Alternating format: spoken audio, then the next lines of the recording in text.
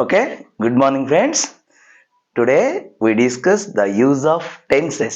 Simple tense, tension లేకుండా tenses నేర్చుకుందాం. Tension లేకుండా టెన్సెస్ నేర్చుకుందాం. Tense is nothing but time and work. Tense అంటే ఏమి లేదండి, మనం చేసిన పని ఏ కాలంలో జరిగిందో తెలిపేదాన్ని టెన్స్ అంటాం. Tense is nothing but time and action. Simple. A tense is a form of a verb which tells us the time of action or state of completeness. అంటే జరుగుతున్న, జరిగిపోయిన, జరగబోయే వర్తమాన భూత భవిష్యత్ కాలములో జరుగు పనులను తెలిపే వాటిని టెన్సెస్ కాలములు అంటారు. సింపుల్. అంటే ఒక పని ఎప్పుడు జరిగింది, గతంలో జరిగిందా, ప్రస్తుతం జరుగుతుందా, లేదా భవిష్యత్తులో జరగబోతుందా అని తెలిపేదాన్ని టెన్స్ అంటాం. So they are mainly 3 types in English. ఇవి ప్రధానంగా 3 రకాలు.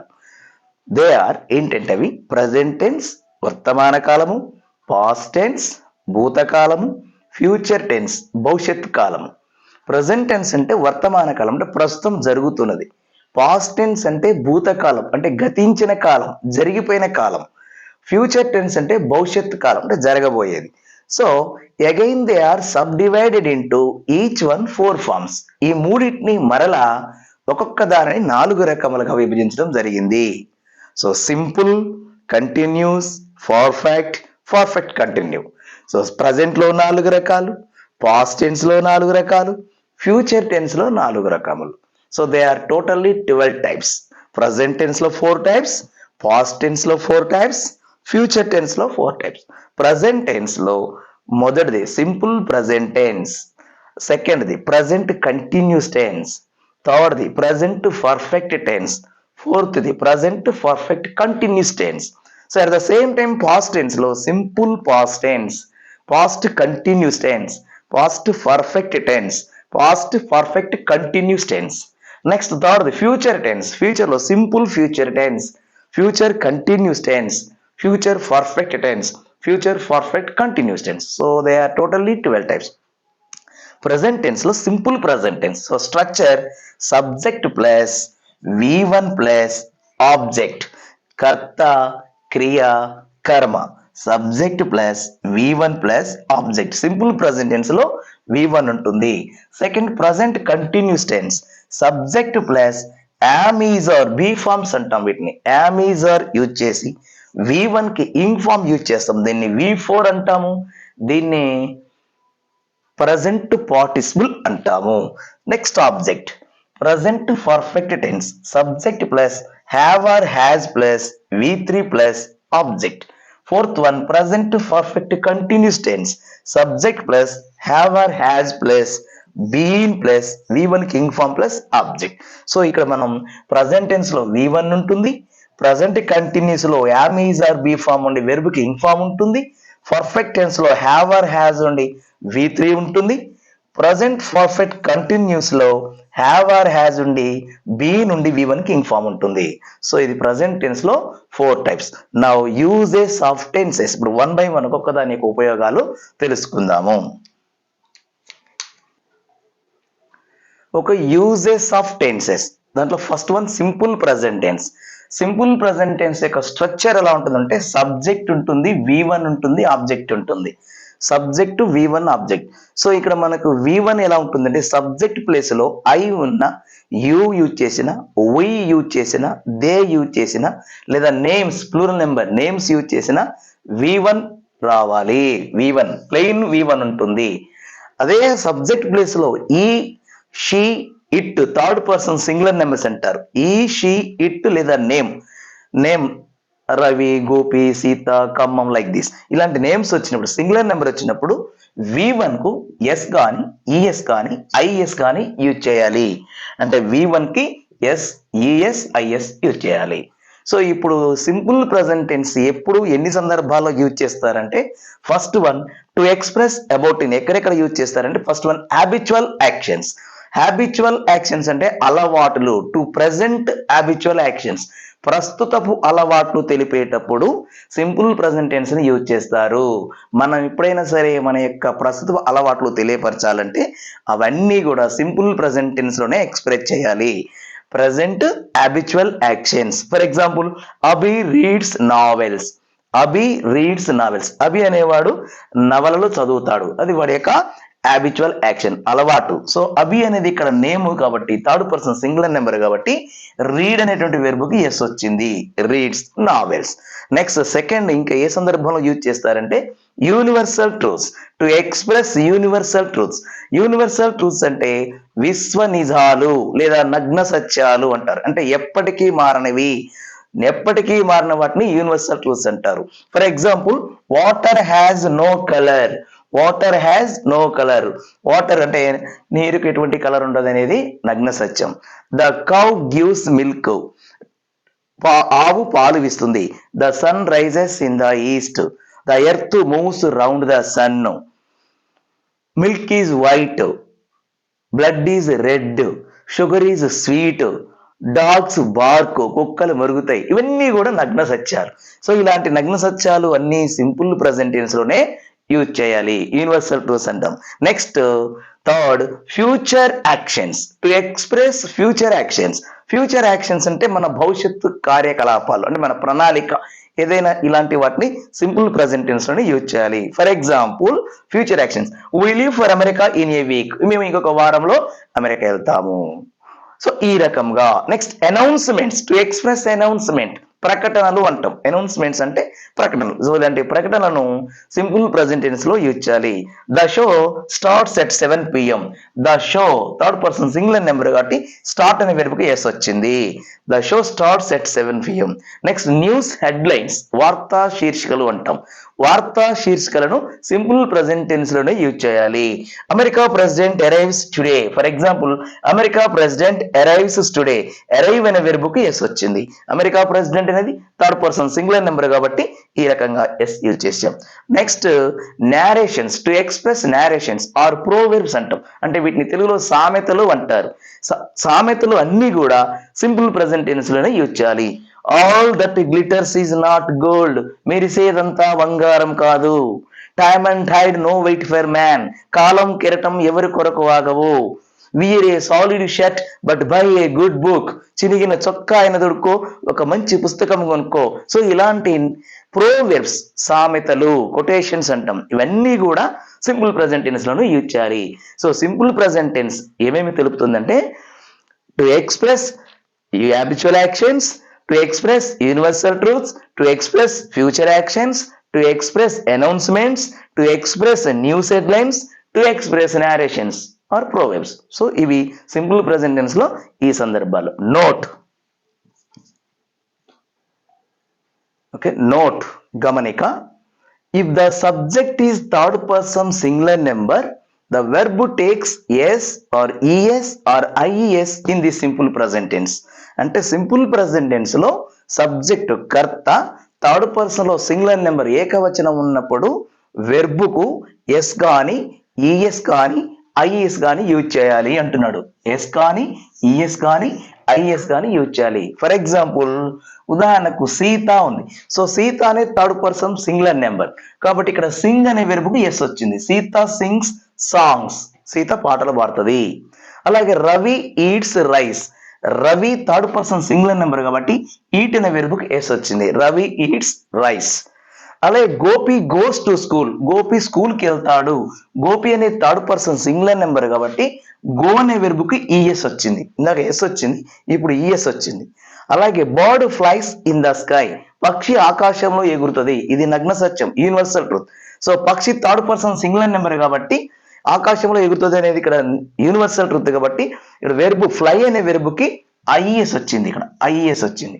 సో వెర్బు యొక్క చివరి అక్షరము ఎస్ గాని ఈఎస్ గాని ఐఎస్ గాని వస్తున్నవి. సింపుల్ ప్రెజెంట్ టెన్స్ లో subject third person singular number ఉన్నప్పుడు వెర్బుకి S or E S or I S use చేయాలి. If the subject is third person singular number, the verb takes yes or es or ies in the simple present tense. So special note, ఇక్కడ ప్రత్యేకమైనటువంటి గమనిక. Verb యొక్క చివరి అక్షరము O, C H, S H, X, S S. Once again I will tell you. Verb యొక్క చివరి అక్షరము ఓ వచ్చిన, సిహెచ్ వచ్చిన, ఎస్హెచ్ వచ్చిన, ఎక్స్ వచ్చిన, ఎస్ఎస్ అనేటువంటి లెటర్స్ వస్తే అటువంటి వెర్బులకు మాత్రమే ఈఎస్ చేర్చాలి. ఫర్ ఎగ్జాంపుల్ గో వచ్చింది, ఇక్కడ చివర ఓ అనేటువంటి అక్షరం వచ్చింది కాబట్టి గోస్ వస్తుంది. అలాగే టీచ్ అనేటువంటి వెర్బ్ వచ్చింది, సిహెచ్ టీచ్, సో దానికి టీచర్స్ వస్తుంది. అలాగే పుష్ అనేటువంటి అక్షరం వచ్చింది, వెర్బ్ వచ్చింది, పుష్ అనే వెర్బ్ ఎస్హెచ్ తో ఉన్న వెర్బ్, సో దానికి ఈఎస్ చేర్చాం, పుషెస్ చేర్చాలి. మిక్స్ అనేటువంటి వెర్బ్ వచ్చింది, ఇక్కడ మిక్స్ ఎక్స్ వచ్చింది చివర, సో దానికి మిక్సెస్ ఈఎస్ చేర్చాలి. అలాగే కిస్ అనేటువంటి వెర్బ్ వచ్చింది, కిస్ డబుల్ ఎస్ వచ్చింది, సో దానికి ఈఎస్ చేర్చాలి, కిస్సెస్. సో ఈ రకంగా వెర్బు యొక్క చివరి అక్షరము O or C H or S H or X or S S, ఈ వెర్బ్స్ కు మాత్రమే ఈఎస్ చేర్చాలి. Remaining letters all are used S or I S. So మనం ఎస్ చెప్పాము, ఇప్పుడు ఐఎస్ ఎక్కడ యూజ్ చేస్తారో చెప్తాను. నెక్స్ట్ ఇప్పుడు ఐఈఎస్ ఎక్కడ యూజ్ చేస్తారో నేర్చుకుందాం. వెర్బు యొక్క చివరి అక్షరము వై అనేటువంటి స్పెసిఫిక్ వై అనే లెటర్ వచ్చినప్పుడు దాని ముందున్న లెటర్ మనం చూడాలి. ఆ వెర్బులో చివర వై వచ్చినప్పుడు వై ముందున్న లెటర్, దాని ముందున్న లెటర్ కనుక కాన్సోనెంట్ వస్తే, అంటే ఏ ఈ ఐ ఓ యు ఈ 5 లెటర్స్ కాకుండా మిగిలిన అక్షరాల అన్నింటినీ కూడా కాన్సోనెంట్స్ అంటాం. సో అలాంటి కాన్సోనెంట్స్ వస్తే ఏఈఐఓయు అక్షరాలు రాకుండా, వై ముందు ఏఈఐఓయు రాకుండా మిగిలిన అక్షరాలు వచ్చినప్పుడు ఆ వైని పూర్తిగా తొలగించి ఐఈఎస్ చేర్చాలి. For example fly, FLY, fly అనేటువంటి వెర్బ్ వచ్చింది, చివర వై ఉంది కానీ దాని ముందు ఎల్ అనేటువంటి కాన్సోనెంట్ ఉంది. సో అలాంటప్పుడు ఏమంటే ఆ వైని పూర్తిగా తొలగించి ఐఈఎస్ చేర్చాలి. Next example cry, CRY cry, ఇక్కడ వై చివరి అక్షరం వచ్చింది కానీ దాని ముందు ఆర్ అనేటువంటి కాన్సోనెంట్ లెటర్ వచ్చింది కాబట్టి ఈ వైని పూర్తిగా తొలగించి ఐఎస్ చేర్చాలి. సో అలాగే వై వచ్చి మిగిలిన అక్షరాలు ఓవెల్స్ వస్తే, లేదా మిగిలిన అన్ని remaining letters are all used S only. So play, P L A Y play, Y వచ్చింది ముందు ఏ అనే వవెల్ ఉంది కాబట్టి ఎస్ చేర్చాలి. అలాగే బై, వై వచ్చింది ముందు యు అనే వవెల్ ఉంది కాబట్టి బైస్ ఎస్ పెట్టాలి. ఇక మిగిలిన అక్షరాలు రిమైనింగ్ కాన్సనెంట్ లెటర్స్ డి, కే, టి, ఎనీవన్, రీడ్ వచ్చింది రీడ్స్, డ్రింక్ వచ్చింది డ్రింక్స్, ఈట్ వచ్చింది ఈడ్స్, టీ వచ్చింది కాబట్టి ఎస్ వచ్చింది. సో కేవలం ఐఎస్ ఎక్కడ యూజ్ చేస్తామంటే వెర్బు యొక్క చివరి అక్షరము వై వచ్చి ఉండి వై ముందు కాన్సోనెంట్ లెటర్ కనుక వస్తే అప్పుడు మాత్రమే ఐఎస్ చేర్చాలి. వై పూర్తిగా తొలగించి ఐఎస్ చేర్చాలి, మిగిలిన లెటర్స్ అన్నిటికీ ఎస్ చేర్చాలి. సో ఇది సింపుల్ ప్రెజెంట్ టెన్స్ లో వెర్బుకి ఎస్ ఎక్కడ యూజ్ చేస్తారు, ఈఎస్ ఎక్కడ యూజ్ చేస్తారు, ఐఎస్ ఎక్కడ యూజ్ చేస్తారు అనేది ఇక్కడ మీకు క్లియర్ గా చెప్పడం జరిగింది. ఓకే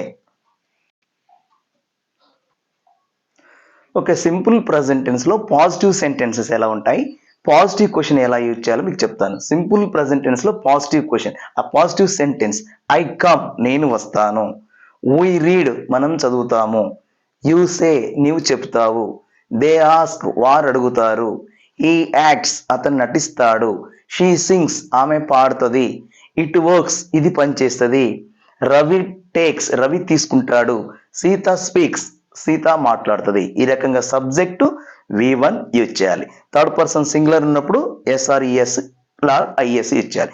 ఇప్పుడు దీన్ని మనం క్వశ్చన్ చేయాలంటే, పాజిటివ్ క్వశ్చన్ చేయాలంటే ఐ కమ్, నేను వస్తాను, ముందు డూ యూజ్ చేస్తే సరిపోతుంది. డూ ఐ కమ్, నేను వస్తానా, వి రీడ్, మనం చదువుతాము, డూ వి రీడ్, మనం చదువుతామా, యు సే, నీవు చెప్తావు, డూ యు సే, నువ్వు చెప్తావా, దే ఆస్క్, వారు అడుగుతారు, డూ దే ఆస్క్, వారు అడుగుతారా, ఈ యాక్ట్స్, అతను నటిస్తాడు. సో ఈ షీట్ వచ్చినప్పుడు డస్ వస్తుంది, ఇక్కడ వెర్బ్ వస్తుంది కాబట్టి అది ఇక్కడ క్వశ్చన్ లో హెల్పింగ్ వెర్బ్ డస్ యూజ్ చేయాలి. డస్ ఈ యాక్ట్, మళ్ళీ ఎస్ రాదు, ఇక్కడ ఆల్రెడీ ఇక్కడ ఎస్ వచ్చింది కాబట్టి ఇక్కడ యాక్ట్ ప్లెయిన్ వెర్బ్ యూజ్ చేయాలి.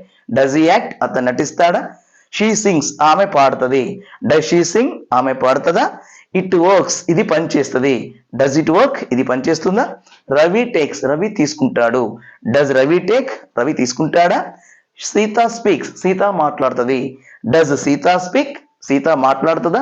ఇలా positive sentence, positive questions. Next negative sentence, negative question. Okay negative sentences and negative questions. Simple present tense లో నెగిటివ్ క్వశ్చన్ యూజ్ చేసేటప్పుడు డోంట్ ఆర్ డజంట్ యూజ్ చేస్తే సరిపోతుంది.